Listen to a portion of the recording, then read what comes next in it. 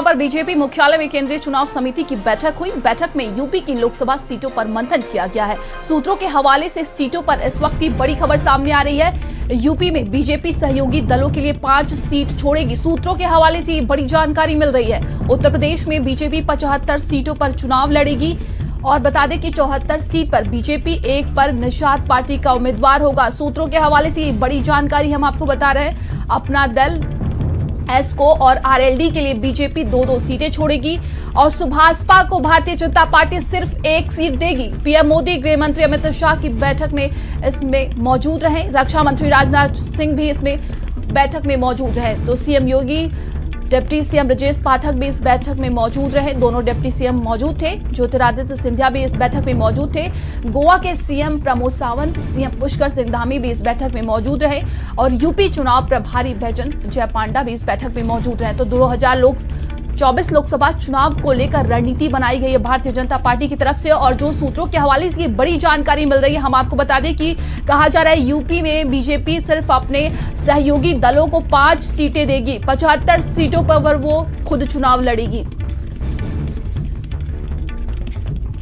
और ज्यादा जानकारी के साथ संवाददाता दीपक हमारे साथ जुड़ गए हैं। दीपक, देखिए कहा जा रहा है यूपी में भारतीय जनता पार्टी अपने सहयोगी दलों को सिर्फ 5 सीटें देंगी।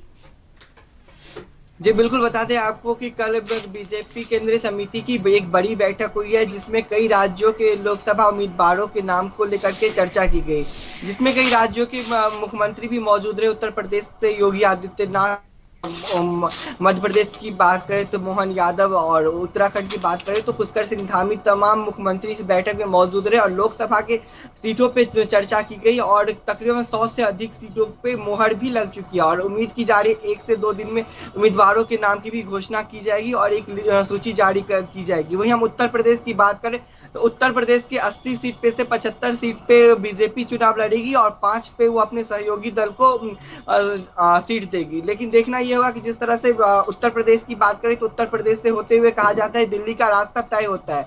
तो उत्तर प्रदेश को लेकर के खास करके रणनीति बनाई जाती है, क्योंकि उत्तर प्रदेश सबसे बड़ा लोकसभा क्षेत्र माना जाता है। 80 लोकसभा सीट उत्तर प्रदेश में है। वहीं हम तेलंगाना की बात करें, मध्य प्रदेश की बात करें तो तमाम राज्यों में सीटों को लेकर के चर्चा की गई। तमाम राज्यों की जो उम्मीदवारों के नाम की चर्चा की गई। वहीं मध्य प्रदेश से शिवराज सिंह चौहान का भी नाम तय हो गया, जो कि पूर्व मुख्यमंत्री रह चुके हैं और अब उन्हें लोकसभा उम्मीदवार बनाया जाएगा। वो अब लोकसभा का चुनाव लड़ेंगे। वहीं हम तेलंगाना की बात करेंगे तो तेलंगाना में भी 5 सीटों पर मुहर लग चुका है। वहीं दिल्ली की बात करें तो दिल्ली में भी 60 के 60 सीट पे बीजेपी चुनाव लड़ेगी।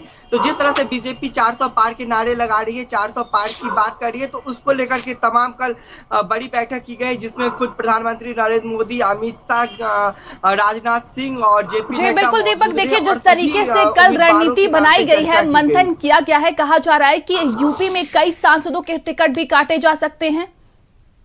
जी बिल्कुल, यूपी में कई सांसदों की टिकट भी काटे जा सकते हैं, क्योंकि जिस तरह से बीजेपी 400 पार की दावा कर रही है तो बीजेपी सभी सीटों पे उस उम्मीदवार को खड़ा करना चाहेगी जिससे पूर्ण बहुमत से जीत हासिल हो सके।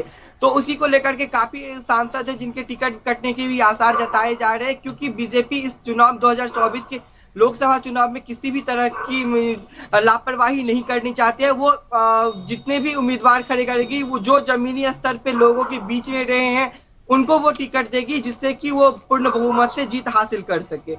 जिसको लेकर के काफी सांसदों के भी टिकट कटेंगे। सिर्फ यूपी की नहीं, हम बात करें अन्य राज्यों में, तो अन्य राज्यों में भी कई सांसद ऐसे हैं जिनकी टिकट कटने के आसार जताए जा रहे हैं, क्योंकि बीजेपी इस बार कोई भी चांस नहीं लेना चाहती है, क्योंकि बीजेपी 400 का एजेंडा लेके चल रही है। जिसको लेकर के कल बीजेपी मुख्यालय में देर रात तक बड़ी बैठक चलती रही और इसी बैठक के दौरान तमाम नामों पे मंथन किया गया, तमाम उम्मीदवारों के नाम भी रखे गए और 100 से अधिक उम्मीदवार के नाम पे मुहर लगे। हालांकि आधिकारिक तौर पे 1 से 2 दिन में लिस्ट जारी कर दिया जाएगा, पहली सूची जारी हो जाएगी बीजेपी उम्मीदवारों की।